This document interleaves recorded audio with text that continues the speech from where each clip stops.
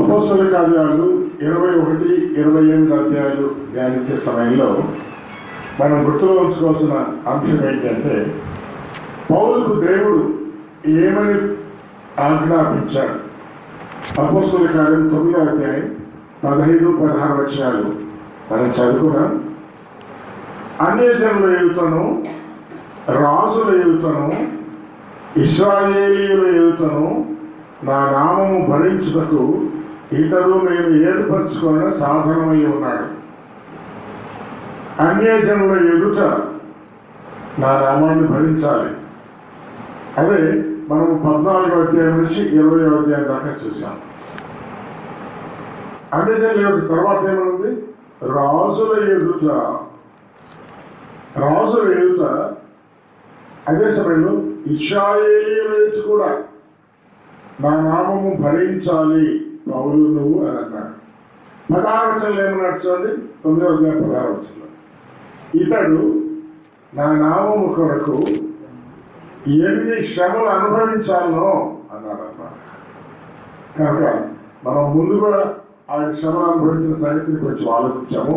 ఇప్పుడు శ్రమలలోనే అన్య జనుల ఎదుట దేవుని నామాన్ని భరించవలసిన వాడిగా ఉన్నాడు. ఏ అధ్యాయాలు అనుకున్నాము? 21 నుంచి 28 అధ్యాయాలు. రెండు అధ్యాయాలు ఒక బాగా చేసి ఆలోచించేద్దాం అనుకుందాం. 2 అధ్యాయాలు అంటే 21, 22. మళ్ళా 2 అధ్యాయాలు అంటే 23, 24. మళ్ళా 2 అధ్యాయాలు అంటే 25, 26. మళ్ళా 2 అధ్యాయాలు అంటే అట్లయితే 22వ అధ్యాయం, 24వ అధ్యాయం, 26వ అధ్యాయం, 28వ అధ్యాయం అంటే 2 అధ్యాయాలు చివరి అధ్యాయం అన్నమాట. 22, 24, 26, 28. ఏ అధ్యాయం అయితే వచనం కూడా అదే చూద్దాం. ఇప్పుడు చెప్పండి. 22వ అధ్యాయం 22వ వచనమే. 22వ అధ్యాయం 22వ వచనం. 24వ అధ్యాయం తర్వాత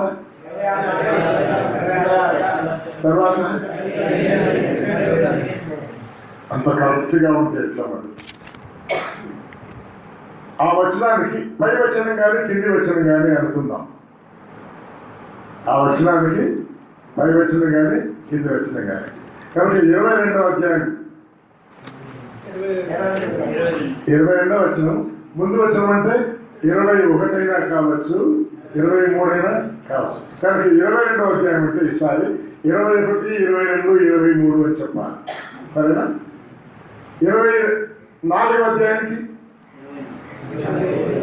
24 వచనం. కానీ ముందు తర్వాత ఉంటుంటే 23, 24, 25. 26వ అధ్యాయానికి ఎన్నో వచనం? 26. ముందేముంది? 25, 26, 27. 28వ అధ్యాయానికి ఎన్నో వచనం? 28. కానీ ముందుగా 27, 28, 29. అట్లయితే 22వ అధ్యాయానికి ఏ వచనాలు చూసుకోవాలనుకున్నాము? 21, 22, 21. ఒకసారి మీ బైబిల్ తిప్పండి చూద్దాం. 22వ అధ్యాయం 21, 22, 23 వచనాలు చదువుతారా? అందుకు ఆయన వెళ్ళుము, నేను దూరంగా అన్యుల దగ్గరికే నేను పంపుతాను. ముందుగానే చెప్పాడు, అన్య జనుల ఎదుట, రాజుల ఎదుట నా నామము భరించాలి. కనుక ఇప్పుడు 21వ అధ్యాయంలో నుంచి ఆయన రాజుల దగ్గరికి ఉందండి. వీళ్ళు ఇంచుమించుగా యూదులు కాదు, రాజులు, అన్యులే అన్నమాట. ఎక్కడ ఉంటారంటే వీళ్ళు దూరం దూరం. ప్రొద్దున కొన్ని దినాలు ఎక్కడికి వెళ్ళి మీరు సువార్త చేస్తారు అంటే చేస్తా ఉన్నారు. 3 వారాలైనా కనీసం ఉండి నిలిచి ఉండి సేవ చేస్తారా అంటే చేస్తా ఉన్నారు. 1.5 సంవత్సరాలు, సంవత్సరం మీద 6 నెలలు ఉండడానికి మీకు ఇష్టమా అంటే సాయంకాలం చెప్తామన్నారు, ఇప్పుడు చెప్పాలన్నా. కానీ ఇప్పుడు ఏంటి, దూరం దూరం. మరి 1.5 ఏళ్ళలో మీ పక్కన ఉన్న ఒరిస్సాకి వెళ్ళామంటే ఒరిస్సా దూరం కాదు కదా, ఒకళ్ళు ఇంకా దూరం పోమన్నాడు ప్రభు. ఎంతమంది పోవడానికి ఇష్టపడతారు? 22వ వచనం చూడండి. ఈ మాటలు అతడు చెప్పినప్పుడు వారు ఆలకించచ్చు, ఎటువంటి వాడు బ్రతుకు తగడు, భూమి మీద ఉండకుండా నా నామం కొరకు ఇతడు ఎన్ని శ్రమలు అనుభవించాలో నేను చూపిస్తానన్నాడు దేవుడు. వెనకబడ్డా? వెనకబడలేదు. చంపివేయుడు అన్నాడు. కానీ దేవుడు చెప్పిన పనికి తను ప్రారంభము చేస్తా ఉంటేనే ఏమన్నారు? చంపివేయండి అన్నారు. ఒకవేళ ఇలాంటి శ్రమలు వస్తే ఎంతమంది మనం వెళ్తాం? ఈ సాయంకాలం ఈ వర్తమానం, పౌరు జీవితంలోని వర్తమానం మనందరికీ ఒక సవాల్లాగా ఉంటుంది. దేవుడు ఏమంటున్నాడు? దూరం పంపిస్తాను, నేను అన్య జనుల దగ్గరికి పంపిస్తాను. వాళ్ళు ఏమంటా ఉన్నారు? ఈ మాటలు చెప్పేవాడు బ్రతుక తగదు, చంపివేయండి. కానీ దేవుడు చెప్పిన మాట గుర్తుంది, రాజుల ఎదుటలో సాక్షులుగా ఉండాలి. మంచిది. ఇప్పుడు 22వ అధ్యాయం అయిపోయింది. 24వ అధ్యాయం చూద్దాం. ఏ వచనాలు చూడాలా? 24వ అధ్యాయం ఏ వచనాలు చూడాలా? 23, 24, 25. ఒకవేళ 22 నుంచి కూడా చదువుదాం కావాలంటే. 22 నుంచి. ఫేలిక్స్ ఈ మార్గముల గురించి బాగుగా ఎరిగినవాడు. ఎవరి ఫేలిక్స్ అంటే యూదయ దేశానికి గవర్నర్. యూదయ దేశానికి గవర్నర్. తెలుగు బైబిల్లో గవర్నర్ అనే పదం లేదు, అధిపతి అని మాత్రమే ఉంటుంది. ఇంగ్లీష్ బైబిల్లో గవర్నర్ ఉందన్నమాట. గవర్నర్ గారు ఈ మార్గముల గురించి బాగుగా ఎరిగిన వాడట. ఎరిగిన వాడైంది. సహస్రాధిపతి అయిన లూసియా వచ్చినప్పుడు, సహస్రాధిపతి 1000 మంది సైనికులకు అధిపతిగా ఉన్నవాడు అన్నమాట. ఆయన వస్తాడు, వచ్చినప్పుడు విచారణ చేద్దాంలే, అంతవరకు జైల్లో పెట్టండి అన్నాడు. నేను విచారించి తెలుసుకుందని చెప్పి విమర్శ నిలుపు చేసి అతని విడిగా కావలిలో ఉంచి అతనికి పరిచారం చేయుటకు అతని స్వజనంలో ఎవరిని ఆటంకపరచకూడదని శతాధిపతికి ఆజ్ఞాపించాను. శతాధిపతి అంటే 100 మందికి అధిపతి. ఇప్పుడు మిలిటరీలో క్యాప్టెన్లు, కమాండర్లు అంటారు, అట్లా అన్నారు. ఒకవేళ 100 మందికి అధిపతి అంటే ఏమంటారు? రాజులు కమాండర్ అంటారేమో. 1000 మందికి అధిపతి అంటే ఇంకా సూపర్ కమాండర్ లాగా ఉన్నారు.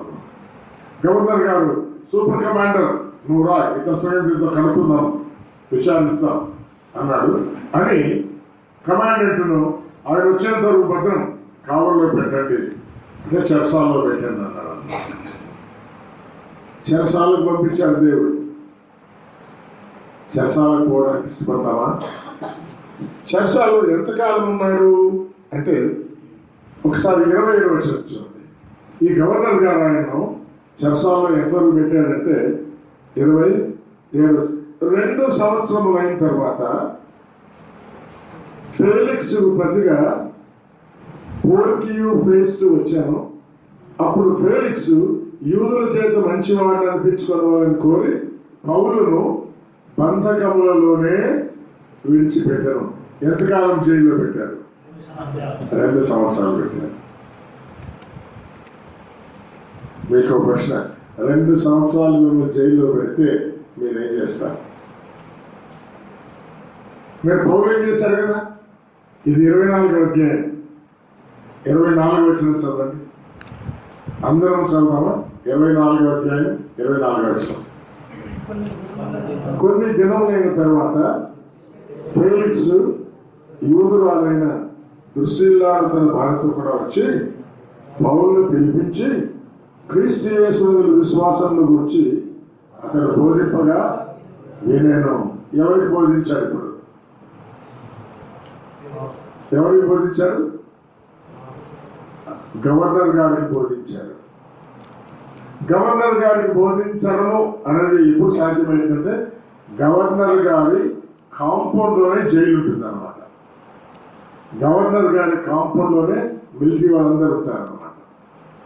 శతాధిపతిని పిలిచి ఇతన్ని కావల్లో పెట్టండి, బంధకాల్లో పెట్టండి, సహస్రాధిపతి వస్తాడు, వచ్చినప్పుడు విచారణ చేద్దాం అన్నాడు. అని జైల్లో పెట్టాడు. కానీ ఒకరోజు ఎందుకంటే మామూలుగా అధికారులు జైలు దర్శించని పోతూ ఉంటారన్నమాట. గవర్నర్ గారు ఆయన భార్య అట్లా చూసుకుంటూ పోతున్నారు.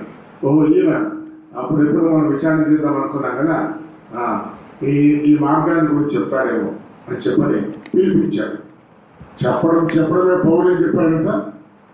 ఏం చెప్పాడు? 24వ వచనంలో క్రీస్తునందలి విశ్వాసమును గురించి అతడు బోధించాడు. సామాన్యంగా మనం జైల్లో ఉన్నాం అనుకోండి, కొంచెం మన విషయమే తెలిసిన గవర్నర్ చూడడానికి అట్లా వచ్చాడనుకోండి, మనం ఏమడుగుతాం? గవర్నర్ గారు జైల్లో పెట్టారు, నేను విడుదల చేయండి. మీకు తెలుసు కదా నేను బోధించేవాడని, నేనేమో చేస్తానా? ఎవరో సహస్రాధిపతులు వస్తారన్నా వారు రాలేదు, పెట్టలేదు అని అడుగుతాను కదా. కానీ ఏమేం చేశాడంట?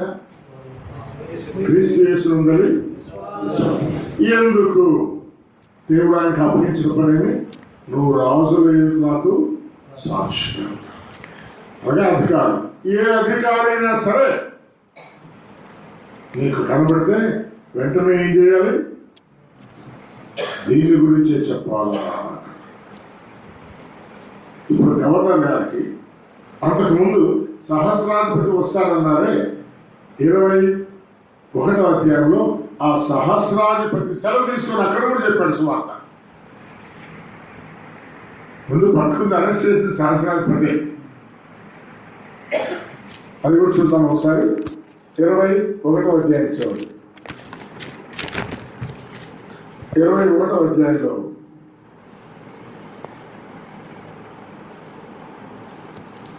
33వ వచనం చూద్దాం ఒకసారి. పై అధికారి దగ్గరకు వచ్చి అతను పట్టుకొని 2 సంఖ్యలతో బంధించమని ఆజ్ఞాపించాను. 37వ వచనం. వారు పౌలును కోటలోనికి తీసుకొని పోనయుండగా అతడు పై అధికారిని చూచి, నేను నీతో ఒక మాట చెప్పవచ్చునా అని అడిగాను. అందుకు అతడు, గ్రీకు భాష నీకు తెలియనా అని. నాకు తెలుసు అన్నాడు. వెంటనే ఏమన్నాడు తెలుసునా? 39. అందుకు పౌలు, నేను కిలికియాలో తాసువాడైన యూదుడును ఆ గొప్ప పట్టణ పౌరుడను జనులతో మాట్లాడటకు నాకు సెలవిమ్మని వేడుకోను. అంతే, మాట్లాడతావా? మాట్లాడన్నాడు. 22వ అధ్యాయంలో మొదలు పెట్టారు చూడండి. 3వ వచనం. నేను కిలికియాలోని తాసులో పుట్టిన యూదుడను, చేతులకు సంఖ్యలు వేస్తూనే నాకు మాట్లాడడానికి సెలవు ఇవ్వండి అని అడిగాడు అని మొదలుపెట్టి 22వ అధ్యాయం అంతట్లో తన జీవిత సాక్ష్యాన్ని చెప్పాడు. చేతులకు సంఖ్యలు వేసినప్పుడు చెప్పాడు. జైల్లో 2 సంవత్సరాలు పెట్టినప్పుడు కూడా క్రీస్తు యేసునందలి విశ్వాసం గురించి చెప్పాడు. ప్రొద్దున మనము 2 సంవత్సరాలు సేవ కొరకే వెళ్తావా, ఎంతమంది సిద్ధంగా ఉన్నారు అని అనుకున్నాం కదా. ఇప్పుడు అంశం కొంచెం మారింది. 2 సంవత్సరాలు జైల్లో ఉండి గవర్నర్ గారికి సువార్త చెప్పడానికే దేవుడు ముందు చెప్పలేదు, రాజులకు సువార్త చెప్పాలన్నాడంటే జైల్లో వేసేశాడు దేవుడు. కానీ జైలు గురించి ఏమాత్రం ఆలోచించిన వాడు కాదు. కాకపోగా గవర్నర్ గారు రాగానే ఏం చేశాడు? క్రీస్తు యేసునందలి విశ్వాసం గురించి బోధించాడు. తర్వాత వచనం చూద్దాం. 25వ వచనం. అప్పుడు అతడు నీతిని గురించి బోధించాడంట. నీతిని గురించి బోధించాడు. తర్వాత ఆశానిగ్రహముల గురించి బోధించాడు. రాబోవు తీర్పుల గురించి బోధించాడు. పౌలు ప్రకటించిన సువర్తమానంలో ఈ 3 అంశాలు ఉంటాయి. నీతి, ఆశానిగ్రహం అంటే పాపం అన్నమాట. రాబో తీర్పు అంటే పాపానికి వచ్చే శిక్ష. పాపముల గురించి, పాపానికి వచ్చే శిక్షల గురించి, నీతి గురించి అంటే నీతివంతులుగా తీర్చుకున్న గురించి అన్నమాట. గవర్నర్ గారు, మీకు ఆశలు ఎక్కువగా ఉన్నాయి, ఆశలను బట్టి పాపం అనేది కలుగుతుంది అని చెప్పినట్టు అన్నమాట. పాపానికి విమర్శ ఉంది, పాపానికి తీర్పు ఉంది. పాపం అనే పని నువ్వు చేస్తే దేవుడు ఒక తీర్పు తీర్చి జీతం ఇస్తాడు. ఏదైనా పని చేస్తే జీతం ఇస్తారు కదా, ఇస్తారు. మరి పాపం చేస్తే వాడు జీతం ఉంది. పాపం వల్ల జీతం మరణమనే అగ్నిగుండం అని చెప్పిపెట్టారు అన్నమాట. నీతి, నీలో నీతి లేదు, కానీ దేవుడు నిన్ను నీతిమంతుడుగా మార్చగలరు. నీ పాపాన్ని తీసివేసి నీతి చేత నిన్ను అలంకరించి నీతిమంతుడుగా చేస్తాడు అని చెప్పాడు. తర్వాత వచ్చిన చూడండి, ఫేలిక్స్ మిగుల భయపడి ఇప్పటికి వెళ్ళుమో, సమయమైతే మళ్ళా పిలిపించుకుంటానన్నాడు. సువార్త వింటుంటే ఏం కలుగుతుంది? ఏం కలిగింది? ఇక్కడ భయము కలిగింది. భయం కలిగింది కానీ గవర్నర్ గారు నమ్ముకోవడానికి ఇష్టపడలేదు. మళ్ళా చూసుకుందాంలే అని పంపించారు. గవర్నర్ గారు నమ్ముకోలేదు. 2 సంవత్సరాలు జైల్లో ఉన్న సువార్త చెప్పగలిగాడు కానీ గవర్నర్ గారు మార్పు పొందినవాడు కాదు. కొన్నిసార్లు మనం సువార్త చెబుతున్నప్పుడు అందరూ మానవసు పొందవచ్చు, పొందకపోవచ్చు కూడా. పొద్దున మనం ఆలోచించినప్పుడు ఒక స్థలంలోనేమో కొందరు యూదులు, చాలా మంది అన్యులు, అనేకులు ఘనత గల స్త్రీలు దశవర్తిలో నమ్ముకున్నారు. బెరేలో అనేకులు యూదులు, అనేకులు గ్రీసు దేశస్తులు కూడా నమ్ముకున్నారు. ఎథెన్స్ లో మెంబర్ ఆఫ్ పార్లమెంట్ గా నమ్ముకున్నారు. దమరి అనే స్త్రీ, కాడిమోయి ప్రియ అనే అర్థం కలిగిన స్త్రీ నమ్ముకుంది. కొరింథలో బహుజనము ప్రభువును నమ్ముకుంది. కానీ 2 ఏళ్ళు జైల్లో ఉన్న గవర్నర్ గారు విన్నాడు కానీ నమ్ముకోలేదు. మరి మిగిలిన వాళ్ళు వీళ్ళు నమ్ముకొని ఉండవచ్చు. అయితే ఇక్కడ గవర్నర్ గారు ప్రాముఖ్యంగా బైబిల్లో గవర్నర్ గారి సంగతి చెప్పలేదు. జైల్లో ఉన్నాడు, సంఖ్యలో ఉన్నాడు. 2 సంవత్సరాలు అయిన తర్వాత గవర్నర్ గారు ట్రాన్స్ఫర్ అయ్యాడు. ఫేలిక్స్ కి బదులుగా పోర్కీ పేస్తు అనే గవర్నర్ గారు వచ్చాడు. పోయేటప్పుడైనా విడుదల చేసుకోలేదు. విడుదల చేయకుండా సంఖ్యలోనే పెట్టిపోయాడంటే గవర్నర్ గారు. ఎంత అన్యాయస్తులు వచ్చాడు. స్వార్థ ఏమో చెప్పించుకొని విన్నాడు, జైలు వెళ్ళిపోయాడు. ఇప్పుడేమనుకుంటాం మనం, దేవుడా నీ స్వార్థ చెప్తుంది, నీ స్వార్థ విన్నవాడు కూడా భయపడినాడు కానీ నాకు విడుదల చెప్పలేదు అని ఈసారి స్వార్థ చెప్తానంటున్నాడా, చెప్పకుండా మనం అనుకుంటాం. నేను ఎందుకు స్వార్థ చెప్పడము? కొత్త గవర్నర్ స్వార్థ చెప్పాలన్నా వద్దా? చెప్తే మాత్రమే లాభం అనే తలుపులు వస్తాయి కదా. కానీ 26వ అధ్యాయం 26వ వచనం చదువుదాం అనుకున్నాం కదా. 26వ అధ్యాయం 26వ వచనం చదవాలనుకున్నాం. కానీ ఒక వచనం ముందు, ఒక వచనం తర్వాత. కనుక ఏ వచనం చదవాలి? 26వ అధ్యాయంలో 25, 26, 27. మీలో చాలా మందికి నిద్ర వస్తున్నట్టుంది, కళ్ళు భారంగా ఉన్నాయి కాబట్టి అందరం కలిపి చదువుతాం. 26వ అధ్యాయంలో 25వ వచనము, 26వ వచనము, 27వ వచనం. అందుకు పౌలు ఇట్లా, నేను మహాఘనత వహించిన ఫేస్తు మాట్లాడుతున్నాడా లేదా గవర్నర్తో? ఇప్పుడు వెరివాడను కాను, సత్యమును స్వబుద్ధి గల మనుషుల మాటలనే మాట్లాడుతున్నాను. రాజుగారు అంటే ఒక గవర్నర్ గారు ఉన్నాడు, ఇప్పుడు ఒక రాజు కూడా ఉన్నాడు. రాజుగారు ఈ సంగతులు ఎరుగును, వాటిలో ఒకటైనా అతనికి మరుగు లేదని చెప్పాడు. ఇది ఒక మూల జరిగిన కార్యం కాదంటే అగ్రిప్ప రాజా తమ ప్రవక్తలు నమ్ముతున్నారు కదా అంటే 28 అగ్రిప్ప ఇంత సులభంగా నువ్వు క్రైస్తవులు చేయించుతున్నావా అన్నాడంట. 29లో పౌలు సులభంగానో దుర్లభంగానో తమను మాత్రం కాదు నా మాటలు వినివారందరూ ఈ బంధకంలో తప్ప నావలే ఉండాలని నేను కోరుకుంటా ఉన్నాను. కనుక 2 ఏళ్ళు జైల్లో పెట్టి మొదటి గవర్నర్ గారు వెళ్ళిపోయినా తాను నిరుత్సాహపడినవాడు కాదు, కానీ మరొక గవర్నర్ స్థాయిని గురించి చెప్తున్నాడు. ఈసారి గవర్నర్తో పాటు దేవుడు ఎవరిని పంపించాడు? అగ్రిప్ప రాజుని కూడా పంపించాడు. అగ్రిప్ప రాజా మీరు ప్రవక్తలు నమ్ముతున్నారు కదా అంటే ఏమయ్యా నేను క్రైస్తవులు అనుకుంటున్నావా అన్నాడు. అవును, నువ్వు కూడా క్రైస్తవులు కావాలనే కోరుకుంటావునా, నాలాగా బతకాలు వదిలే. ఈ మాటలు విని మీరందరూ కూడా ఏం కావాలి?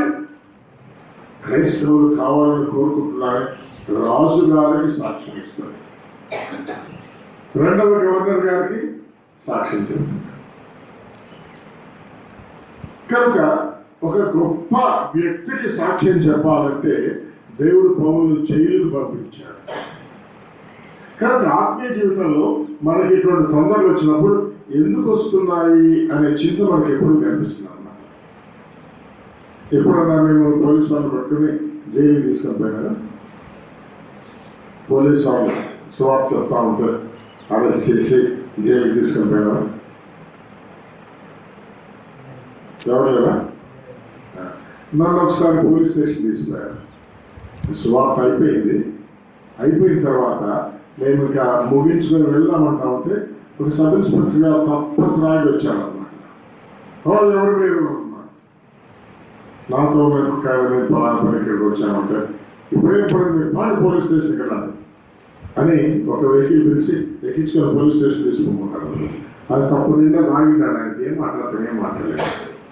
నేను పోలీస్ స్టేషన్కి వెళ్తే అక్కడ ఉన్నటువంటి station house officer head constable మమ్మల్ని చూసి కూర్చొని సార్ అన్నాడు. నాకు అర్థమైన సంగతి మా ఎస్ఐ గారు నిండా డోస్లో ఉన్నాడు, పాపం వెళ్ళి చెప్పాను. ఆయన చెప్పడానికి నేను కూర్చున్నాను. కూర్చేపుకి వచ్చాడు ఆయన. ఏమి ఇక్కడ కూర్చున్నారు అన్నాడు. తక్కువ లేచి వెళ్ళడం ఏం చేస్తానండి ఆయన లోపల ఎస్ఐ వెళ్ళి అన్నాడు. తాగి లోపల ఉన్నాడు, ఏం మాట్లాడుతున్నాడు. ఆ హెడ్ కానిస్టేబుల్ తెలియని వాడు సార్ బీగాలు జాలి ఇంట్లో ఉన్నాయి సార్ అన్నాడు. సరే చాలా సేపు అయింది. కొద్దిసేపు నాకు ఆ చాలా యొక్క ఎఫెక్ట్ తగ్గిపోయింది అన్నమాట. తగ్గిపోయిన తర్వాత మీరు పోతాం ఇప్పుడు అన్నాడు. పోతాం నుంచి ఏం చెప్పాలి? సరే ఆ తర్వాత రోజు నేను ఉద్యోగం చేస్తాను వేరే ఊళ్ళో అన్నమాట. నాతో ఆయన అదే ఊళ్ళో ఉద్యోగం చేస్తున్నాను. ఆ తర్వాత రోజు ఆయన ఒక లెక్చర్గా పనిచేసేవాడు. వాళ్ళ లెక్చరర్ హెడ్ ఆయన కంప్లైంట్ చేశాడు పోలీస్ డిపార్ట్మెంట్. దాని మీద పెద్ద ఎంక్వైరీ జరిగింది. ఎందుకు వీళ్ళను తీసుకెళ్ళాడు ఆయన. సరే ఎంక్వైరీ చేసిన ఆఫీసర్ కూడా క్రైస్తవుడు అన్నమాట.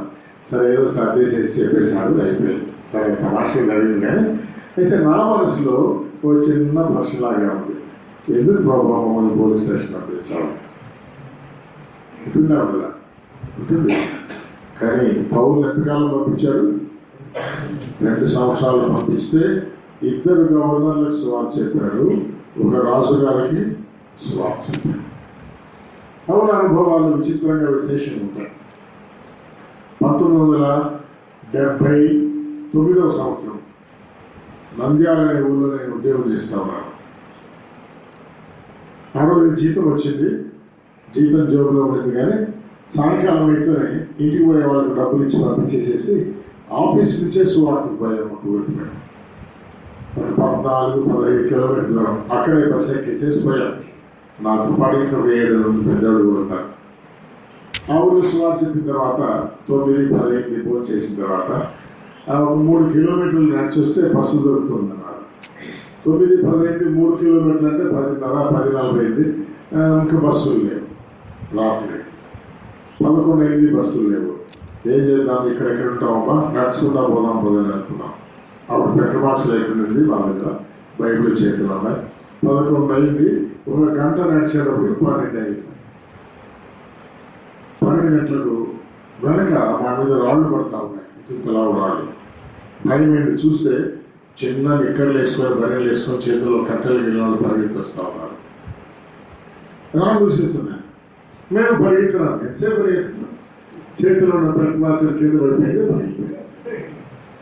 వాళ్ళు మా దగ్గరికి వచ్చి ఒక్కొక్కరు దెబ్బ కొట్టినారు. నాకు కూడా దెబ్బ ఎట్లు పడింది. తర్వాత రోడ్లో నుంచి పక్క తీసుకొని పోయినారు. మా జోబులన్నీ చెక్ చేసినారు. అది చేయకపోతే డబ్బుగా ఉండేది. మా గడియారాలు తీసుకున్నారు. తర్వాత అన్నీ అయిన తర్వాత దేవుళ్ళు ఎక్కువ డబ్బు లేదు మా దగ్గర. సరే అంతా చూసిన తర్వాత మీ పుస్తకాలు కింద పడినాయన్నారు. చూస్తే బైబుల్ కదా. అప్పుడేమో వీళ్ళకి అర్థమవుతుంది వీళ్ళేదో ఇటువంటి వాళ్ళకి చెప్పి ఇంకేం చేస్తారు, ఏం లేవు. వాళ్ళు ఒకటి పక్షం పైపోయింది, ఎట్లా పోతారు మీరు ఇప్పుడు అంటున్నారు. మేము ఎట్లా పోతుంది ఏం చేస్తాం. వాళ్ళు ఏదో చీనీకాయలు చెట్లు తోటలోకి వెళ్ళి కాయలు తీసుకుని అంటారు. వాళ్ళ కాయలు కింద పడ్డాయి. మాలో తీసి కాయల కింద పడ్డాయి తీసుకోవాలని ఇస్తే సరే అని అనుకున్నారు. వెళ్ళిపోయారు. నేను ఇక్కడ వచ్చాను. 12:30 గంటలు దాటింది. ఇంకప్పుడు మా గుండెలు కొట్టుకుంటా ఉన్నాయి. కొంచెం నడిస్తే ఒక ఊరు కనిపిస్తాను, చిన్నపల్లె. అట్లా పోతే ఒక కొట్ట కనిపిస్తుంది, ఇల్లు కనిపిస్తుంది. పోయి వాళ్ళని లేపినాం. ఏమో వస్తా ఉంటే 2 దొంగలు కొట్టాలి మమ్మల్ని, మీరు ఇష్టపడితే రాత్రి ఎక్కడైనా పొద్దున పోతామంటే రాత్రి 1 గంట పోయాం కదా. వాళ్ళు మమ్మల్ని దొంగలు కొట్టున్నారు. ఆయన మాతో మాట్లాడుతూ ఉంటే ఆయన బాబు బయటికి వచ్చి వాటితో మాట్లాడేసి అని ఇంట్లో వెళ్ళిపోయింది. ఇంకా ఏం చేస్తున్నారు, పశువులు కొట్టం. అక్కడ కూర్చున్నాను తెల్లవారు. సాయంకాలం మేము ఏ బస్సులో వచ్చామో ఆ బస్సు ఏదో ఒక పల్లెలో నైట్ హాల్ట్ చేసుకుని మళ్ళీ పొద్దున్న 5 గంటలు వస్తాం అనమాట. రోడ్లోకి వెళ్ళి ఆ బస్సు కండక్టర్కు అయ్యా దిగిన తర్వాత మీకు ఛార్జ్ డబ్బులు ఇస్తామంటే కండక్టర్ టికెట్ ఇచ్చినాడు. దిగిన వెంటనే ఒక బ్రదర్ ఉంటే అడిగి డబ్బు ఇచ్చి పంపించేసాం. ఇంటికి పోయాం. ఇంటికి పోతే నా మనసులో ప్రశ్న, ఎందుకు ఇట్లా జరిగింది? ఇంకా సువార్త పోవాలని వద్దా ఆలోచన చేస్తున్నాము. వాళ్ళ అరుపులకు మేము వచ్చే మా గొంతులనే రాసిపోయాయి.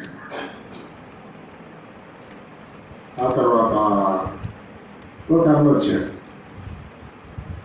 కొరింథీ పత్రిక 2వ అధ్యాయం 2వ పత్రిక 11వ అధ్యాయంలో 25వ వచనంలో పౌలు సేవల గురించి చెబుతూ దొంగల వలన ఆపదలో ఉంటుంది అన్నాడన్నా. అబ్బా మీకు ఎట్లా ఛాన్స్ దొరికిందన్నా. నేను వచ్చింది బాగుండు, అబ్బా రాకపోతే ఆ ఛాన్స్ పోగొట్టుకున్నాను నేను. నాకు ఈ మాట మాకు ప్రోత్సాహకరంగా ఉందా, మమ్మల్ని అందరికీ పరిచయం ఉందా? అబ్బో పౌల అనుభవంలో ఒక అనుభవం మాకు చెప్తుంది. ఆయన ఎన్నోసార్లు దొంగల వలని ఆపదలోనూ ఉంటుంది. అయినా సరే మార్పులేదు. ఇంకొక ఆయన వచ్చాడు. మీరు ఎందుకు పరిగెత్తినారు నా డబ్బులు వచ్చినప్పుడు? ఊరికే నిలిచి ఉండకూడదా అని మనం భోజనం చేస్తా ఉన్నాడు.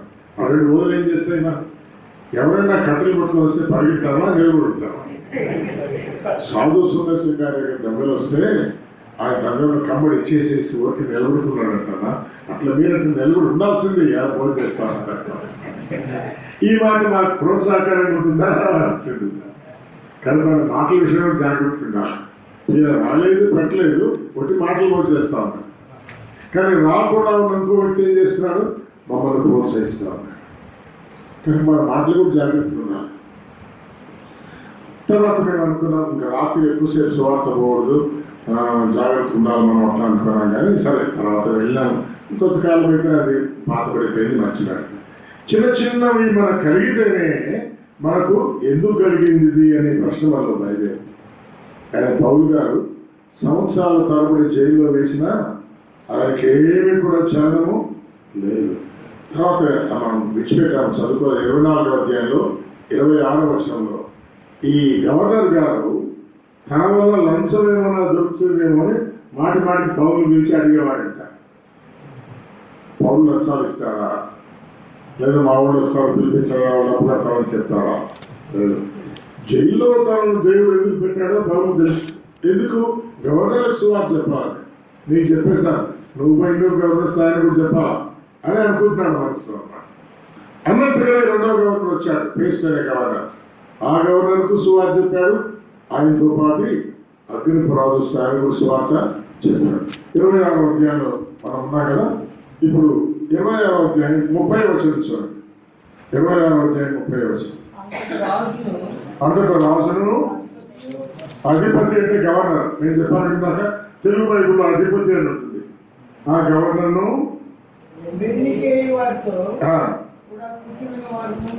అవతలకు పోయి ఈ మనుష్యుడు మరణముకైనను బంధించడానికి కూడా తగిందేమీ చేయలేదు. చూసారా, బంధించడానికి కూడా తగినదేమీ చేయకపోయినా 7 సంవత్సరాలు బంధకాల్లో పెట్టారు.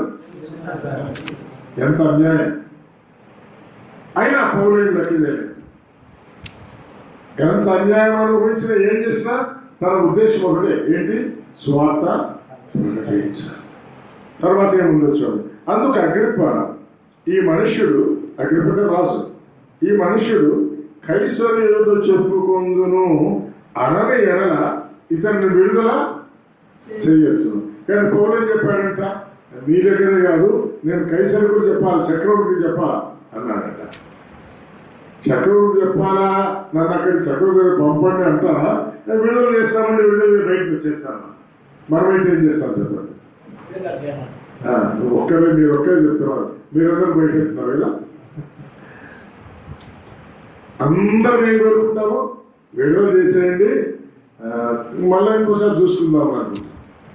కానీ పౌలు అన్నాడంట, లేదు లేదు, కైసర్ దగ్గర చెప్పుకుంటాం. ఈ రోజు కూడా మనం కోర్టులో ఎప్పుడు అడిగితే, ఈ కోర్టు కాదు, నేను సుప్రీంకోర్టులో చెప్పుకుంటానంటే ఈ జడ్జి గారు ఏం చెప్పడానికి లేదు. సుప్రీంకోర్టుకి కేసును అక్కడికి మార్చేయాలి. కైసర్ అంటే ప్రపంచాన్ని పరిపాలించే చక్రవర్తి. కాబట్టి అగ్రిప్ప రాజు గారు ఏం చేశారు? కైసర్ దగ్గర చెప్పుకుంటాడు కదా, సరే కైసర్ దగ్గర పంపించండి అని ఆ ఫైల్ రాసాంతి కూడా చేసి, కైసర్ ఎక్కడున్నాడు? రోమ్లో ఉన్నాడు.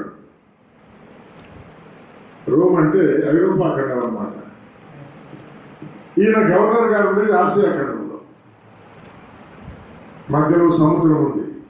ఇక మిగిలిన దండలతో పాటు ఈయన కూడా చేతిలో సంఖ్యలేసి పడవ ఎక్కించి పడవలో పంపించేశారు. భయంకరమైన ప్రయాణం. మనం 28వ అధ్యాయం 27వ వచనం చదవాలి కదా, కానీ దానికంటే ముందు ఈ మాటలు గురించి చదువుదాం. 27వ అధ్యాయంలో 14వ వచనం చదవండి. 14వ వచనం, 27వ అధ్యాయం 14వ వచనం. కొంచెం సేపైన తర్వాత ఊరుకులో పెనుగాలి క్రేతు మీద నుండి విసిరాను. దానిలో ఓడ చిక్కుకొని గాలి ఎదురు నడపలేకపోయినందున ఎదురు నడిపించుకుని గాలికి కొట్టుకొని పోతుంది. తర్వాత కౌదానబడిన చిన్న ద్వీపం చాట నడిపింపగా భద్రపరచడం కష్టమైన తాళ్ళు మొదలైనవి తీసుకొని ఓడ చుట్టూ బిగించి కట్టివి. ఇసుక తిప్పలు వచ్చాయి. మేము భయపడినాం, తలచాపలు దించేసాం, కొట్టుకోకపోయినాం. 18వ వచనం. మిక్కిలి పెద్దగాలి కొడుతున్నందున సరుకులన్నీ పారవేసినారు.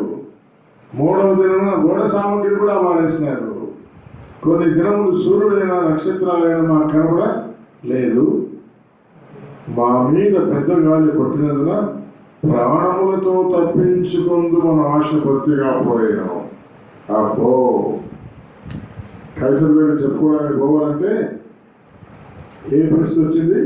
ప్రాణాలు పోతాయే అని అనిపించింది. అప్పుడు బహుకాలమైంది, భోజనం లేక ఉన్న పౌలు వారి మధ్య నిలిచి అడిగారా, మీరు నా మాట మీద క్రేతులను బయలుదేరక ఉండవలసింది. ఇప్పుడైనా హాని నష్టము కలగదు. ఇప్పుడైనా ధైర్యంగా ఉండండి. ఎందుకో తెలుసునా? నేను ఎవరి వాడనో ఎవరిని సేవించున్నానో 23వ వచనం. ఆ దేవుని దూత గడిచిన రాత్రి నాయనతో నిలిచి, పౌలా భయపడకము, నీవు కైసరు ఎదుట చెప్పవలసి ఉంది అన్నాడు. మరి కైసరు చెప్పాలంటే సముద్రంలో చచ్చిపోతామా మనము? లేదయ్యా, మనమందరం రోమ్ పోతాం, మా దేవుడు నాకు చెప్పాడు అని వాళ్ళని దగ్గరికి వచ్చాడు. ధైర్యపరిచారు. కానీ ఆ తర్వాత చూస్తే ఓడ పగిలిపోయింది. ఓడ పగిలిపోతే ఆ రాణవారు ఈ ఖైదీలను చంపేద్దామా అన్నారు. కానీ పౌరులను బ్రతికించాలని ఇంకో రాణవారు వద్ద వీళ్ళు ఇట్లే నడిపించుకొని ఒడ్డు పోదాంలే, ఇంకో పడవ వస్తుందో తీసుకొని పోదాం అని ఒక చిన్న దీవి వస్తే ఆ దీవిలో దిగేసేసి సంఖ్యలతో అందరినీ దించేస్తారు. దేవుడు అక్కడ గొప్ప కార్యం చేశాడు. ఆ ద్వీపానికి ఒక అధిపతి ఉన్నాడు. ఆ అధిపతి సువార్త విని ప్రభువుని అనుకున్నాడు. సరే, తర్వాత ఇంకొక పడవ వచ్చింది. ఆ పడవలోకి రోముకు బయలుదేరారు. రోముకి వెళ్ళిపోయినారు. రోముకు పోయినారు కానీ ఈయన మీద కేసులు ఏమీ లేవు. ఈయన చెప్పింది ఒకటి, నేను కైసర్ దగ్గర చెప్పుకుంటానన్నాను. మరి కేసు ఏం లేదే. మళ్ళీ అక్కడ కూడా జైల్లో పెట్టారు. అక్కడ జైల్లో పెడితే ఏం చేశారు? 28వ అధ్యాయం 27వ వచనం చదువుకోవాలా? అయితే ముందుగా మరికొన్ని మాటలు మనం చూద్దాం. 23వ వచనం చూడండి. 28వ అధ్యాయము 23వ వచనం. అతనికి ఒక దినము నియమించి బసలోనికి అనేకులు వచ్చేది. ఉదయం నుండి సాయంకాలం వరకు దేవుని రాజ్యమును గూర్చి పూర్తిగా సాక్ష్యం ఇచ్చు ప్రభుత్వం నుండి సంగతులు వివరంగా బోధించు వారిని జైల్లో ఉన్న సువార్త ప్రకటించి ఒప్పిస్తా ఉన్నాడు. మనం ఇందాక 28వ వచనం అనుకున్నాం కదా, ఇప్పుడు 28వ వచనం చదువుదాం. చూడండి, 28, 29, 30 వచనాలు మన బైబిల్లో కలిపి ఉన్నాయి, చదువుకుందాం. కాబట్టి దేవుని వల్ల ఈ రక్షణ అన్య జనుల యుద్ధకు పంపబడి ఉన్నదని మీరు తెలుసుకుందరు కాక వారు దాన్ని విందురు. పౌలు 2 సంవత్సరాలు పూర్తిగా తన అద్దె ఇంట కాపురం ఉండి తన ఎద్దుకు వచ్చి వారిని అందరినీ సన్మానించి ఏ ఆటంకం లేకుండా పూర్ణ ధైర్యంతో దేవుని రాజ్యం గురించి ప్రకటించు ప్రభువైన యేసు క్రీస్తుని గురించిన సంగతులు. కైసర్ దగ్గర కూడా, కైసర్ కాంపౌండ్ లో కూడా జైలు ఉందన్నమాట. ఆ జైల్లో కూడా వచ్చిన వాళ్ళందరికీ సువార్త చెప్తా బోధించారట. మరి కైసరు చెప్పాలి కదా. దేవుడు ఏమన్నాడు? కైసరు చెప్పాలని అన్నాడు. మరి కైసరు చెప్పకుండా నా పుస్తక కార్యక్రమం అయిపోయింది. చెప్పి ఉంటాడో లేదా? చెప్పాడు. దానికి బైబిల్లో రుజువు ఉంది. ఫిలిప్పీ పత్రిక 4వ అధ్యాయం చేయండి. ఫిలిప్పీలకు రాయబడిన పత్రిక 4వ అధ్యాయం 21, 22 వచనాలు చదవండి. 21, 22 వచనాలు. ఫిలిప్పీలకు రాయబడిన పత్రిక 4వ అధ్యాయము 21, 22 వచనాలు. ప్రతి పరిశుద్ధునికి నా వందనములు చెప్పుడి. నాతో కూడా ఉన్న సహోదరులు మీకు వందనములు చెబుతున్నారు. పరిశుద్ధులందరూ, తర్వాత మాట ముఖ్యముగా కైసరు ఇంటి వారిలో ఉన్న పరిశుద్ధులలో మీకు వందనములు చెబుతున్నారు. కైసరు ఇంట్లో కూడా ఎవరున్నారంట? క్రీస్తు యేసునందు పరిశుద్ధపరచబడిన వారు అన్నారు. అంటే కైసరు ఇంటికి ఏం పోయిందనమాట? సువార్త పోయింది. ఎవరు తీసుకొని పోయింటారు? మరి పౌలు జైలు సంఖ్యలో ఉన్నాడే. మరి పౌలు నేరుగా పోయాడు, లేకపోతే తన దగ్గర సైనికులు వస్తూ ఉంటారు. కైసర్ ఇంట్లో కూడా సైనికులు పోతుంటారు కదా గార్డ్ డ్యూటీకి. వాళ్ళ చేత పంపించాడు. ఏం జరిగిందో? కైసర్ ఇంటికి కూడా సువార్త పోయింది. కైసరు ఇంటిలో ప్రభువుని నమ్ముకున్నారు. కైసర్ ఇంట్లో పరిశుద్ధులు ఉన్నారు. పౌలన్న ఫిలిప్పీలకు జాబ్ రాస్తా ఉన్నాడు. అంటే అయ్యా మా వందనాలు కూడా రాయండి అయ్యా అని పంపించారంట. ఎవరు? కైసర్ ఇంట్లో పరిశుద్ధులు. మరి కైసర్కి సువార్త చెప్పాడా? గవర్నర్లకు సువార్త చెప్పాడు. అగ్రిప్ప రాజు గారికి సువార్త చెప్పాడు. చక్రవర్తి గారు కూడా సువార్త చెప్పాడు. ఇది అపోస్తలుల కార్యముల గ్రంథంలోనే 28వ అధ్యాయం. అపోస్తలులు ప్రభు కొరకై చేసిన కార్యాలు ఎంత అమోఘంగా ఉన్నాయో చూడండి. మరి మనం ఉండే ప్రశ్న, ఈరోజు ఈ దినములలో ప్రభు పరిచర్య ఇంతగా జరుగుతూ ఉందా? మీరే మాట్లాడలేదు, ఒక ఇద్దరు మాత్రం మాట్లాడుతున్నారు. ఈ దినములలో ప్రభు పరిచర్య ఆ రీతిగా జరుగుతా ఉందా? మరి అప్పుడున్న పరిశుద్ధాత్ముడు ఇప్పుడు లేడా? ఉన్నాడు. కానీ అప్పుడున్నటువంటి సేవకులు ఇప్పుడు లేరు కదా. అప్పుడుండే సేవకుల యొక్క పొలికొలుపు, వాళ్ళ దృఢత్వం, వాళ్ళ సేవలో ఉండే భారం, వాళ్ళ త్యాగం ఇప్పుడున్న సేవకులలో లేదు. ఒకవేళ ఉన్నట్టయితే దేవుడు ఈ రోజుల్లో కూడా రీతిగా వాడుకుంటాడు. మరి దీని విషయమై మన తీర్మానం ఏంటి? మరి ఇంకోసేపు అందరూ వెళ్ళిపోతాడు. ఇంకో 5 గంట 20 నిమిషాల్లో మీరందరూ వెళ్ళిపోతారు. మళ్ళా మీరు నా ముఖం ఎప్పుడు చూడు, నేను మీ ముఖం చూడను. కానీ ఒక చిన్న ఆలోచన, చిన్న తీర్మానం చేసుకుని వెళ్దాం. మీకు ఇష్టమైతే దేవుడు అడుగుదాం, దేవా మీరు నన్ను ఎక్కడికి పోమంటారో చెప్పండి.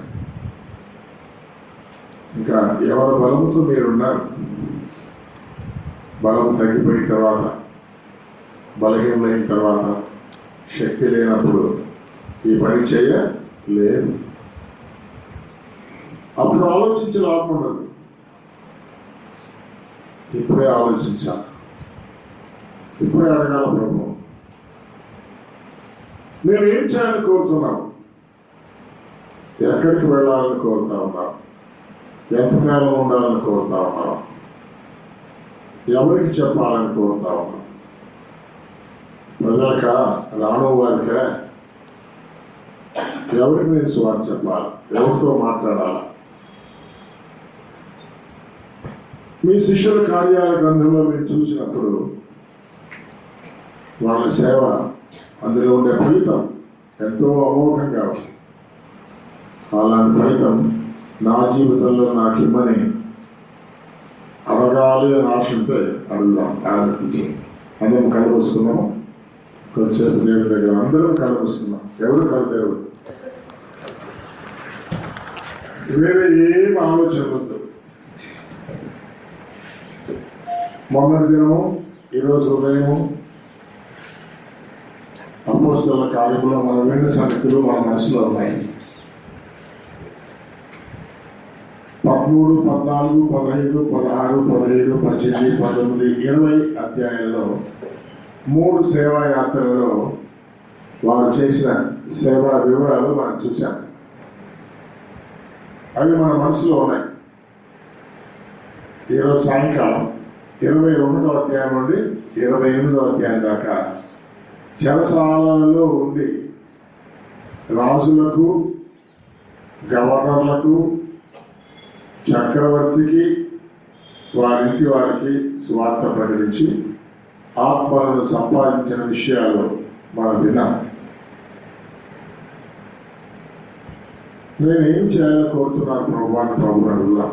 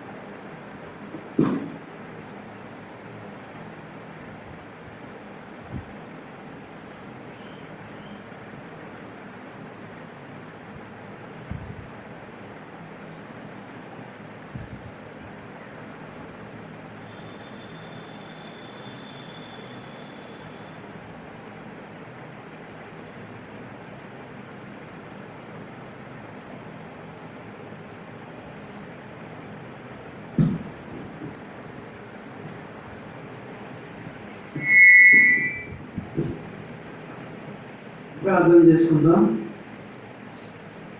మమ్మల్ని మిక్కులుగా ప్రేమించిన మా తండ్రి, ఘనమైన గొప్ప దేవుడ, శక్తిమంతుడ, బలవంతుడైన మా ప్రభు, మారిన వాడు, మార్పు లేని వాడు, నిన్న నేడు నిరంతరం ఏకరీతిగా ఉన్న దేవుడు ప్రభు. యెహోవా వెలుపలను అంటూ ఎవడు ప్రభా, పరిశుద్ధం బట్టి నువ్వు మహావీరుడు, స్తుతికీర్తనలు బట్టి నువ్వు పూజ్యుడు, నువ్వు ఏ గడుపు నువ్వు అరుగుడు, నీకు సాటి ఎవరు లేరు, నీకు సమయాలు లేరు ప్రభా. నేను పోలి వాడి భూమిలో ఎవరు లేరు, నేనంటే దేవుడు మాకు దేవుడిగా ప్రభువుగా రక్షణ ఉన్నందుకు మీరు ఇంటిగా వందనాలు చెల్లిస్తూ ఉన్నాం. నాయన మరి శ్రీకాకుళం జిల్లా గిరిజన ప్రాంతం ఉన్నటువంటి మా గిరిజన సహోదరులను, అలాగే మమ్మల్ని ప్రేమించి నాయన గత 2 దినాలు మీరు అనుగ్రహించిన నాయన పుస్తకాలను బట్టి మీకు వందనాలు చెల్లిస్తూ ఉన్నాం. మా ప్రభావ మరి ఆ పుస్తకాలను మీరు మాకు అనేక సత్యాలు మా ప్రభా మీరు మాకు బోధించారు. మీకు వందనాలు చెల్లిస్తూ ఉన్నాం. నేను ఇంతవరకు అనేక సార్లు మా ప్రభా మరి విన్నాం, ఒక కంక్లూజన్కి వచ్చాం ప్రభా, మీకు స్తోత్రాలు. ఈ మధ్యాహ్నకాల సమయంలో భూమికాండ యేసుక్రీస్తుని మేము ప్రకటించాలని, మా ప్రభా శిలువలో యేసుక్రీస్తుని, యేసుక్రీస్తు లోక రక్షకుడు, పాపుల రక్షకుడు, నిజమైన దేవుడు అనే సువార్త మేము చెప్పేవారుగా మా ప్రభావం మీ ఉండాలని మీరు మాకు జ్ఞాపకం చేశారు. అంత మాత్రమే కాదు ప్రభా, మేము మమ్మల్ని పరిశుద్ధమైన పిలుపుతో, ఉన్నతమైన పిలుపుతో, పరలోకమైన పిలుపుతో మేము మమ్మల్ని పిలిచావు తండ్రి. ఆ పిలుపును కలిగిన బహుమానం మేము పొందాలని, మేము ప్రయాసపడడానికి సహాయం చేయండి మా ప్రభా. మరి అంతేకాదు ఈ సేవలో అనేక సమస్యలు, నిందలు, శ్రమలు, కష్టాలు, బాధలు భరించే వరంగా, సహించే వరంగా మా ప్రభా నీ పిలుపు మేము లోబడే వరంగా, నీ చిత్తాన్ని, నీ ఉద్దేశాన్ని, నీ ఇష్టాన్ని మేము నెరవేర్చే వరంగా మా ప్రభా మేము బ్రతకడానికి సహాయం చేయండి. మరి 2 దినాలు మీరు మమ్మల్ని ప్రేమించి మాకు అనుగ్రహించిన చక్కని నేను ఆ యొక్క అపొస్తల కార్యాలలో ఉన్నటువంటి సత్యాలు మరోసారి మా జీవితాల్లో మీరు రిన్యూ చేసుకోవడానికి, నాయన మరి మేము పురుగొల్పుకోవడానికి, మా సేవా భాగాన్ని పెంపొందించడానికి, సంఘ విస్తరణ, సంఘ క్షేమాభివృద్ధి, సంఘ సంఖ్య పెరగడం, సంఘ అభివృద్ధి పరచడం, అయినా మరి మేము ఎంతకాలం ప్రభావ మేము ఓర్పుతో, సహనంతో మేము కొన్ని గ్రామాలకు వెళ్ళినప్పుడు నాయన మరి మీరు ఏ విధంగా అయితే మాకు అనేక విషయాలు చెప్పారో ఆ విధంగా మేము కూడా మా నూతన గ్రామాలకు మేము వెళ్ళినప్పుడు ప్రభావ మేము ఓపికతో ప్రభా గ్రామం గురించి ప్రార్థించేవారిగా, పరిచయం చేసేవారిగా సాయం చేయండి. ఈ మధ్యాహ్నకాల సమయంలో కూడా మా ప్రభుత్వ కాలం నుంచి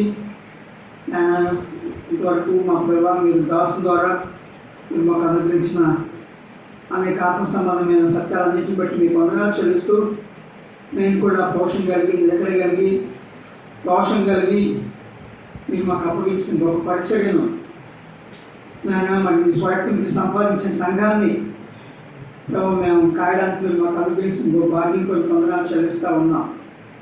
నేను మరి పౌలు గారు ఏ విధంగా అయితే నువ్వు అప్పగించిన పని తొలిమిట్టించాడు, మరి నేను కూడా ప్రభావ మా జీవితాన్ని నీ కొరకు మేము సమర్పించి, అర్పించి, ఎన్ని శ్రమలు వచ్చినా, కష్టాలు వచ్చినా, బాధలు వచ్చినా, ఇబ్బందులు వచ్చినా, ఇరుకులు వచ్చినా, నిందలు వచ్చినా ప్రభా మీ సేవ మేము చేసే భాగ్యం మాకు అనుగ్రహించండి.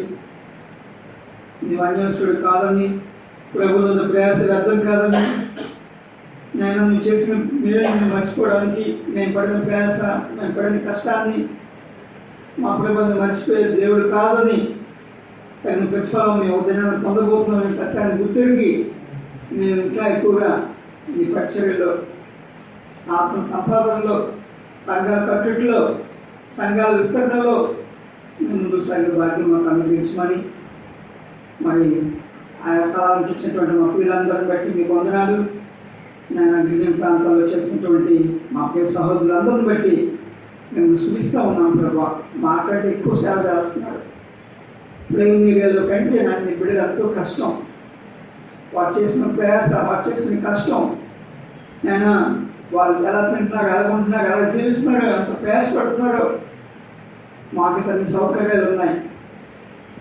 నేను మాకంటే నీ బిడ్డలకు ఎంతో కష్టాల్లో సేవ చేస్తున్నారు. వారిని కూడా మీరు దీవించి ఒక దినాన్న ప్రభువా నీతి కిరీటాన్ని, మహిమ కిరీటాన్ని, అక్షయ కిరీటాన్ని, వాడబారిన కిరీటాన్ని మీరు మాకు అనుగ్రహిస్తారనే విషయాన్ని గుర్తెరిగి మేము ముందుకు సాగే బాధ్యత మాకు అనుగ్రహించండి. మీరు మమ్మల్ని ప్రేమించి మీ దాసులు మా ప్రియులు అయినా మా వరప్రసాద్ రెడ్డి గారిని మా మధ్యకు నడిపించాం. మా ప్రభావ 2 దినాలు మీ వాక్య తెలుగులో మా ప్రభా మీరు మా జీవితాలను మేము మరోసారి కూర్చోలుకోవడానికి మీరు మాకు వచ్చి మా సేవ జీవితంలో మీరు ఇచ్చిన సమయం బట్టి మీకు ఎంతో వందనాలు. మీకు అవసరం బహుబలంగా వాడుకొని ఇంకా ఆయన అడుగుపెట్టే ప్రతి స్థలాన్ని మీరు దీవించి ఆశ్రయించి నేను మరి ఆంటీ కొరకు కూడా ప్రార్థిస్తున్నాం. దర్పలంతుడుగా నేను మీ బిడ్డలు మీరు అనుగ్రహించిన ఆరోగ్యాలన్నింటిని బట్టి మీరు అనుగ్రహించిన సంస్థ ఫిజికల్గా, ఆత్మీయంగా ఆశీర్వాదాలన్నింటిని బట్టి కూడా మీరు నీరుగా వందనాలు. 2 దినాలు మా ప్రభావం మీరు మాతో ఉంచినందుకు మీరు వందనాలు. మరి తమ్ముడు తిమోతిని, తన పరిచర్యను, తన కుటుంబాన్ని మా ప్రభుని ఆశీర్వదించండి. మరి కార్యక్రమంలో పాల్గొస్తున్న మా పిల్లలందరినీ పేరుతున్న దీవించి ఆశీర్వదించి ఇప్పుడు మేము మా పిల్లలకు మేలుతుండగా మరి విన్న 2 దినాలు విన్న వాక్యాన్ని మేము నమ్ముడు వేసుకుంటూ అపోస్తకార్యం ఇంకా మేము అనేక విషయాలు మేము చదువుకోవడానికి సాయం దయచేసి మీరు మాయపడుతున్నాను. సమస్త మహిమ, ఘనత, కీర్తి, ప్రభావం మీకే చెల్లిస్తూ ఇంతవరకు నువ్వు చేసిన సహాయ సహకారాలన్నింటినీ బట్టి కూడా మీకు వందనాలు చెల్లిస్తూ మా ప్రభు మీకు కుమారుడు యేసుక్రీస్తు వారి శ్రేష్టమైన నామంలో ప్రారంభిస్తూ వేడుకుంటున్నాం తండ్రి. ఆమేన్. అందరికీ వందనాలు. మరి గత 2 దినాలు ఎంతో అనంతపురం జిల్లా నుంచి మరి మన శ్రీకాకుళం జిల్లా, వెనుకబడిన జిల్లాను ప్రేమించి మనల్ని, మన సేవలను, ప్రభు పరిచయను ప్రేమించి మన మధ్యకు వచ్చి సరైనటువంటి సౌకర్యాలు లేకపోయినా, సరైన వస్తువులు లేకపోయినా మరి మనతో కలిసి సావర్షం చేసినటువంటి మన ప్రియులు మరి వరప్రసాద్ రెడ్డి గారికి ప్రత్యేకంగా వందనాలు చెల్లిస్తూ ఉన్నాం. మనకు అర్థమయ్యే రీతిలో నేను చాలా అప్రిషియేట్ చేశాను. ఏంటంటే చాలామంది సహోదరులు వస్తూ ఉంటారు, కానీ వాళ్ళ హై అంటే ఎక్కువ లాంగ్వేజ్ వాళ్ళు వాడతారు, కానీ అటువంటి రోజులు పెట్టినట్టు మనకి స్పష్టంగా, తేటగా, నిజంగా నాకైతే అపొస్తల కార్యాల మీద ఒక గ్రిప్ వచ్చింది. నాకు అపొస్తల కార్యాల్లో ఏముందంటే నేను కళ్ళు మూసుకుని చెప్పగలను. ఈ 2 దినాలు నేర్చుకున్న విషయాలు, అయ్యే అధ్యాయాల్లో ఏటి ఉన్నాయో అన్ని విషయాలు కూడా మన తేటగా నేనైతే నేర్చుకున్నాను 2 దినాలు. కాబట్టి ఆ విభజన, కాబట్టి ఆ కోడ్ నెంబర్స్ చక్కగా మనం మన మైండ్లో ఉంచుకోవచ్చు. కాబట్టి చాలా చక్కగా మరి మనకి ముఖ్యంగా మన వాళ్ళకి అర్థమయ్యే రీతిలో మరి స్పష్టంగా మనకి చెప్పి ఆ 2 దినాలు మరి మనమంతా నేర్చుకున్నాం. కాబట్టి నిజంగా దేవునికి వందనాలు చెల్లిస్తూ అంకులకు కూడా ప్రత్యేక వందనాలు చెల్లిస్తాం. ఇంతవరకు దేవుడు చేసే సాయం బట్టి మా వందనాలు. రాబో కాలంలో కూడా మరి మనల్ని మన పరిచయం ప్రేమించి శ్రీకాకుళం జిల్లాని ముఖ్యంగా ప్రేమించి మన మధ్యకి రావాలని ప్రభు కార్యక్రమాన్ని మనం చేస్తూ ఉన్నాను. దేవుడు మరి మనం కూడా ప్రార్థించవలసిన అవసరం ఉంది. చాలా వయసు నిజంగా ఆ ప్రయాణాలు ఈ వయసులో వారికి చాలా కష్టం అయినా కానీ మరి ఎంతో ఓర్పుతో మర్చిపోయి ప్రభు సంఘాలని, ప్రభు ప్రేమించిన పరిసరాన్ని బలపరచాలని మరి మా మధ్యకి వచ్చారు. Really thankful to uncle behalf of brother. మీరు చూపిన ప్రాంతానికి, మీరు చేసిన సహాయానికే, మీరు అందించిన శ్రేష్టమైన వాక్యాలకే మీకు వందనాలు చెల్లిస్తూ మరి మీ అందరికీ కూడా ప్రత్యేక వందనాలు. 2 దినాలు కూడా చక్కగా ఎంతో సమయానికి వచ్చారు. చక్కగా సంతోషించి అందరం చక్కగా ఒకరికొకరం. నాకైతే కొంచెం మాట్లాడినప్పుడు వాళ్ళు చెప్పారనమాట, అంటే మేము అర్థమవుతుంది అనుకున్నాం కానీ మాకు కొంతమంది మొన్న ఎప్పుడో ఒరిస్సా వాళ్ళు ఈరోజు రానట్టున్నారు కదా, కానీ నేను కొంతమందితో భాషలో మాట్లాడినప్పుడు మీకు ఏమైనా భాష అర్థమవుతుందంటే చక్కగా మాకు అర్థమవుతుందని చెప్పారు. కాబట్టి ఆ తలంతు ఆ కృప దేవుడు అనుభవించారు. మనకి చెప్పింది 2 సార్లు చెప్పి మనల్ని మన మనసులో మన హృదయంలో అది ఉంచినట్టు చెప్పాడు. కాబట్టి నిజంగా దేవుడు పొందన ఈ సమయంలో మన జాన్ గారు చిన్న ప్రార్థన చేసిన తర్వాత మనం తీసుకొచ్చాము. మంచిది. మనం ఈ మధ్య కాలంలో మరి ప్రార్థన మందిరాలు వరకు ప్రార్థన చేయండి. అలాగే ఒకటి వలసగూడ, రెండోది కిండ్రవాడ, మూడోదేమో కుర్తికొండ. అది ఈ మధ్య కాలంలో మరి అక్కడ ఇసుక కానీ లేకపోతే ఇంకా వీటికి కానీ వెళ్ళడానికి వెహికల్స్ ఏమి వెళ్ళదు. అక్కడ మోయవలసిందే. మరి సుమారుగా 10 కిలోమీటర్లు కింద మైదాన ప్రాంతం నుంచి పైకి తీసుకెళ్ళాలి. చాలా ఖర్చుతో కూడుకున్నది. ఆ ప్రార్థన మందిరాల కొరకు మనసులో పెట్టుకుని ప్రార్థన చేస్తారని. అదేవిధంగా ఈ మధ్యకాలంలో ఈ మన కుసుమి పంచాయతీ అనే ఒక వజ్జేగూడ అనే గ్రామం ఉంది. అక్కడ 3 జిల్లాలు మేము ఇప్పుడు కలిసి మేము స్వార్థ దండయాత్ర జరిగినప్పుడు ఆ కరపత్రికలు మేము అక్కడి నుంచి తీసుకొచ్చి మన స్థానిక సంఘం నుంచి వారానికి 1-2 సార్లు అలాగే స్వార్థ దండయాత్ర చేసి 10 మంది స్కీమ్ ఏర్పడుతుంది. అదే సమయంలో వజ్జేగూడ అనే గ్రామంలో అప్పటి నుంచి చాలా భయంకరమైన గ్రామం అది. అక్కడ సార తయారు చేయాలంటే మొత్తం ఇక్కడ నుంచి ఎక్స్పోర్ట్ అవుతుంది. అటువంటి గ్రామం దేవుని మహాకృప వలన ఆ పత్రిక చూశారు. చాలా అర్థమైనట్లుగా మరి దేవదానం అంకుల్ గారు ప్రింట్ చేసి పంపించినందుకు దేవుని నామానికి ప్రత్యేక వందనాలు. మరి ఆ పత్రిక ద్వారా యవనస్తులు ముఖ్యంగా ఆకర్షింపబడి చదివి మమ్మల్ని ఫోన్ చేసి రప్పించారు. ఒక సందర్భంలో మొన్న రప్పించినప్పుడు మేమైతే ఎందుకో పిలుస్తున్నారు, మమ్మల్ని ఏమో గాయపరచడానికో లేకపోతే ఇబ్బంది పెట్టడానికి అనుకున్నాం. కానీ బ్రదర్ మేము అన్న నమ్ముకుంటున్నాము, ఈ విధంగా ఎక్స్ప్లెయిన్ చేయండి అని చెప్పాము. పాపం అనగానేమిటి, మరి యేసుక్రీస్తు గురించి చనిపోయేందుకు ఇవ్వలేశారని ఈ విషయం చెప్పినప్పుడు వారు నిజంగా నమ్ముకున్నారు. మరి వెంటనే వారు 6 కుటుంబాలు మొత్తం 24 వాళ్ళు అవుతున్నారు, ఆడ మగ పిల్లలందరూ కూడా. అయితే ఈ మధ్యకాలంలో అలా ఆరాధన చేయడానికి చాలా ఇబ్బంది అయినప్పుడు కూడా మేము ఎక్కడో పందులు వేస్తాము అని అంటే, కాదయ్యా, యేసు ప్రభు మన కోసమే ఇంత రాజుగా ఈ భూమి మీద దిగివచ్చి మన పాపం నుంచి ఆయన క్షమించి మరలా పునర్జన్మించినటువంటి మహారాజు, ఆయన గొప్ప దేవుడు. ఆయన ఎక్కడో ఆరాధన రహస్యంగా చేయడం ఎందుకు, ఇక్కడ మనము ఈ గ్రామంలోనే అంటే 270 కుటుంబాలు అక్కడ మధ్యలోనే ఈ ఒక ఇంటి దగ్గర మనం ఇల్లు ఉన్నాము. శ్రేష్టమైన పూరిలైనా సరే మంచిగా అడుగుతారు. ఆ ఇల్లులో పెద్ద ఇల్లు లేకపోతే ఇంకెక్కడానంటే ధైర్యంగా అక్కడ ఉన్న టీచర్స్ అడిగి, ఆదివారానికి సెలవు కదయ్యా, మీరు రాదు కదా, మాకు ఒక తాళం ఇస్తే ఆ తాళం తీసేసి మేము స్కూల్ బిల్డింగ్లో ఆరాధన చేస్తామంటే, చేయండి అయ్యా మంచిది. మేము చాలామంది సేవకులు చూస్తున్నాము. క్రైస్తవ సంఘాల గ్రామాలు చూస్తే కేసులు లేవు, సారాలే లేవు, మంచిగా ఉన్నాయి గిరిజన ప్రాంతాలు. ఇన్నాళ్ళ కాదు, మీ గ్రామం కూడా మారాలని నేను ఎప్పుడో చెప్పాను. కానీ మీ దేవుని నమ్మకం అంతే త్వరలో మారుతారని నేను విశ్వసిస్తున్నానని చెప్పేసి మీ మాస్టర్ గారు కూడా దేవుని కృపలో మాట్లాడింది అనుకుంటున్నాము. ఇప్పుడు స్కూల్ బిల్డింగ్లో ప్రతి ఆదివారం రొట్టె బల్ల ఇంకా ఆరాధన చేస్తున్నారు. అక్కడ కొంతమంది బాప్తిసం తీసుకోవాలి. మరి మొన్నటే విగ్రహాలు మొత్తం తీసాము కాబట్టి మొన్న ఇంకొక కుటుంబం కలిశారు. ప్రార్థన చేయండి. ఊరి పేరు వజ్జాయి కూడా. ఇంకా 170 కుటుంబాలు నమ్ముకోవాలి. ఆ గ్రామం కొరకు ప్రార్థన చేయండి. దేవుని కృప అయితే మళ్ళా ఈ పెద్దన్న తిమోతి తీసుకెళ్ళాలి, అక్కడ చూస్తానని అన్నారు. ఆయన సహకారాన్ని బట్టి కొన్ని సేవలు జరుగుతున్నందుకు దేవుని నామానికి వందనాలు. మరి ముఖ్యంగా గిరిజన ప్రాంతాల్లో ఈరోజు మరి అనుకోలేదు, వరప్రసాద్ రెడ్డి గారు వస్తారని అనుకోలేదు. అద్భుతంగా అనుకోకుండా మాకు అన్న చెప్పారు. మరి జగన్ గారు అలాగే మన శివకుమార్ గారు తర్వాత వాసు అన్న సహకారంతో మరి అలాగే వస్తున్నారు. మీరందరూ రావాలి, సేవకులు అనుకున్నట్టే వచ్చున్నారు. మరి దేవుని నామానికి ప్రత్యేక అంకుల్ గారు మరొకసారి వందనాలు. మరి మంచిది. మరి ప్రార్థన చేసి